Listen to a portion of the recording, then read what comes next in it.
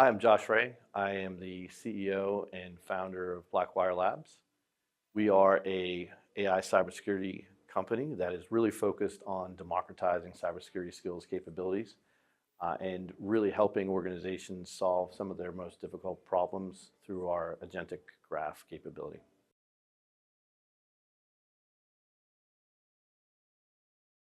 Well, longtime friends and colleagues of both Matt and Bob, they're advisors of Blackwire Labs.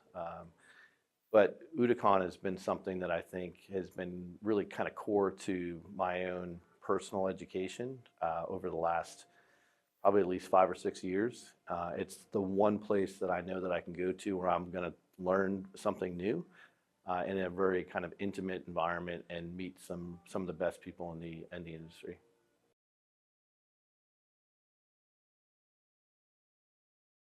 When I look at global challenges, there's so many big ones that are out there, right? How do you actually counter cyber espionage or criminal threats more effectively? How do you do things that help an organization kind of solve kind of the workforce, crisis as far as bringing the right level of expertise to bear when they need it the most? These are all things that I think we are very much focused on and kind of core to the ethos of the company. At the very baseline use case level, I think the one thing that we can really help organizations do more effectively is just get the most value out of their existing human resources as well as technical resources as well too. So many times, organizations are bogged down with so much kind of overhead and bureaucracy especially as it relates to cybersecurity kind of compliance. But I think more importantly, helping them kind of solve order of magnitude challenges that without the efficiency gains that we're helping them achieve, they're really kind of find that they're gaining anywhere from 50 to 70% time savings and resource savings as well too, which for us makes us feel really good.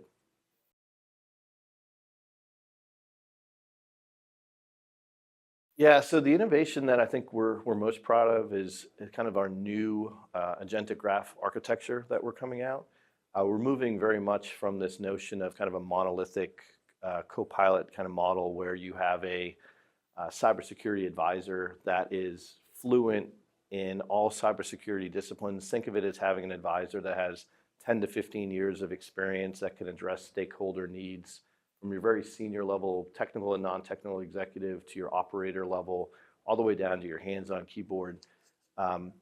Moving kind of to this agentic graph platform is kind of like instead of having that one person that you hire onto your team, you're bringing on a whole security practice and capability, right? So we've created very specific agents for, say, threat intelligence and war game and crisis simulation and a governance and compliance division and a multimedia agent and a recon agent. All of them are able to now kind of work very collaboratively across kind of this graph architecture and just drive not only, I think, more value for our clients and solve kind of very difficult problems that they have across a variety of different use cases, but I think more importantly, unlock a level of creativity. And a great example of that is, how does a CISO know, what he needs to be focused on, from a day to a week to weeks to months? And typically that's given to him through a variety of different types of news feeds, maybe a briefing from his team, maybe kind of an inbound from, a business leader or something like that. But what if they could get a kind of daily digest of all of the things that they need to do specific to cybersecurity and risk as it relates to kind of key business drivers and maybe their third-party risk or specific things that are impacting, their technology stack. And instead of just getting it as a daily brief, highly curated to their role as a CISO or their specific organization, what if they could get it as a podcast so they could listen to it on their way into work, right? So I think, we're really kind of unlocking some of the, or breaking, I guess, some of the paradigms of how we normally do security work and helping people think a little bit more creatively, rather, about how they actually go about, executing their missions.